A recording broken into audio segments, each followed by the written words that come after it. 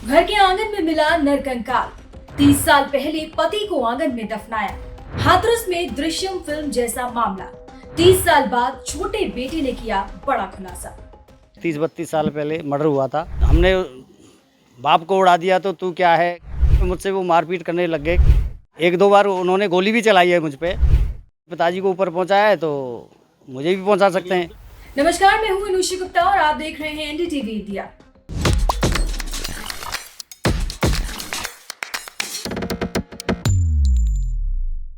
अजय देवगन की फिल्म दृश्यम तो आप सभी ने देखी होगी, लेकिन आज जो हम आपको कहानी बताने जा रहे हैं वो किसी फिल्म की स्क्रिप्ट नहीं बल्कि असल घटना पर आधारित एक यूपी का मामला है। आमतौर पर उत्तर प्रदेश में ऐसे मामले सामने आते हैं जिन्हें देखकर या सुनकर हैरानी तो होती ही है और किसी बॉलीवुड फिल्म की कहानी सा महसूस होने लग जाता है। ये मामला भी कुछ ऐसा ही है जिसे सुनकर गांव वाले तो चौंके ही। खुद उस पिता के बेटे ने ऐसे खुलासे किए जो 30 साल पहले घर के आंगन में दफनाया जा चुका है। क्या है पूरा मामला, विस्तार से समझिए। हाथरस के एक घर में 30 साल बाद एक नरकंकाल मिला तो गांव में हड़कंप मच गया। बताया गया कि 30 साल पहले बेटे और पत्नी ने मिलकर अपने ही पति को मार डाला, फिर अपने ही घर के आंगन में उस पति को दफना दिया। जब ये बात पूरे गांव में फैली तो सुर्खियों में ये मामला सामने आया। 30 साल पहले हत्या के मामले में अब एक नया मोड़ आ गया है। मृतक के एक बेटे का आरोप है कि उसके 2 भाइयों और मां ने कुछ लोगों के साथ मिलकर 30 साल पहले उसके पिता की हत्या कर दी और लाश को इसी जगह दफना दिया, मतलब उनके घर के आंगन में। सुनिए छोटे बेटे ने क्या कुछ कहा। 30-32 साल पहले मर्डर हुआ था। जो मेरे खुद के बड़े भाई हैं, प्रदीप कुमार, मुकेश उर्फ खन्ना, और गांव के एक आदमी है राजवीर उर्फ बग्गा। इन तीनों आदमियों ने मिलकर मेरे पिताजी को मारा था 30-32 साल पहले। उस टाइम मेरी उम्र हुआ करती होगी शायद 6-7 साल। उस विवाद को मुझे कुछ आइडिया मिला कि इन्होंने मर्डर किया है, तो मैंने थोड़ा सा प्रशासन से मुलाकात की और मैंने कई जगहों पर लिख के दिया। ये आए दिन उसी बात को लेके वहाँ हमने बाप को उड़ा दिया तो तू क्या है, कई दफ़े मुझसे वो मारपीट करने लग गए। कई जगह 1-2 बार उन्होंने गोली भी चलाई है मुझ पे, तो मुझे भी ऐसा लगा कि इन्होंने पिताजी को ऊपर पहुंचाया है तो मुझे भी पहुंचा सकते हैं। आए दिन वो बोलते भी रहते हैं कि तुझे हम बाप की जगह पे ही पहुंचा देंगे।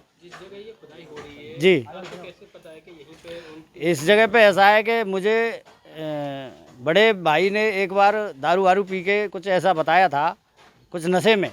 मुझे कुछ आइडिया हुआ और फिर मैं यहाँ जब घर बना रहा था तो दीवार खींच रहा था, तो उन्होंने मुझे यहाँ के दीवार नहीं खींचने दी, क्योंकि दीवार खींचते हैं तो आगे वो ज़मीन में गड्ढा होता है, तो उन्होंने गड्ढा नहीं करने दिया आज से 10 साल पहले। तो मुझे ऐसा लगा कि शायद कुछ गड़बड़ है, तो मैं थोड़ा बारीकी से चेक करने लगा।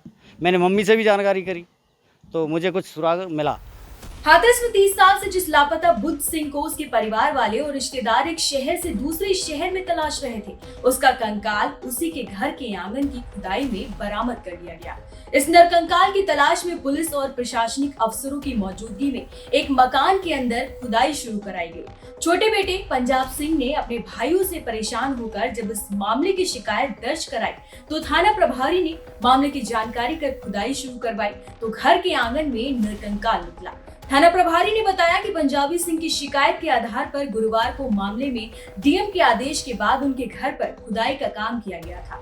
उन्होंने कहा कि खुदाई के दौरान उनके घर में एक कंकाल मिला, जिसके बाद उसे पोस्टमार्टम और डीएनए परीक्षण के लिए भेज दिया गया है। उन्होंने इसके साथ ये भी कहा कि अभी तक कोई शिकायत दर्ज नहीं की गई है। डीएनए रिपोर्ट के आधार पर आगे की कार्रवाई की जाएगी।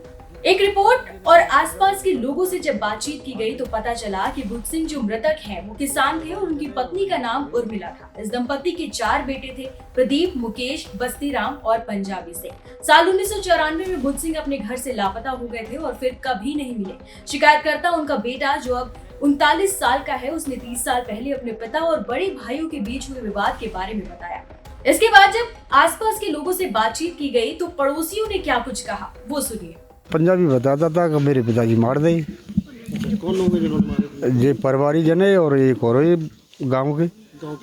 हाँ, एक इनके परिवार के 2 जन के परिवार के, एक दूसरे पर। इनके पिता की मृत्यु कब हुई थी? 33 साल है। 32 साल की। तब से ये इतना मतलब 30 साल बाद अचानक क्यों याद है, कैसे क्या? अब ये तो घरेलू मामला है इनका भाई का मामला है, इसमें गांव के लोग क्या कह सकते हैं।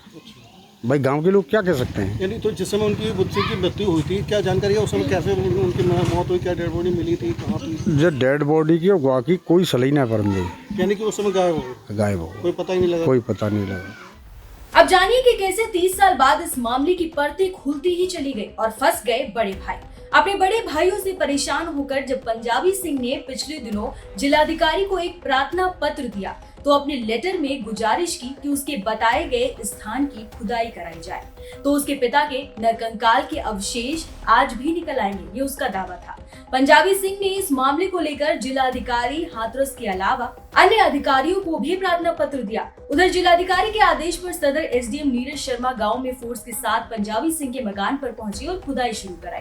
गांव के लोग भी पंजाबी सिंह की बात का समर्थन कर रहे थे। जब मामले की जांच शुरू हुई तो 30 साल पुराने केस की परतें खुलती ही चली गई।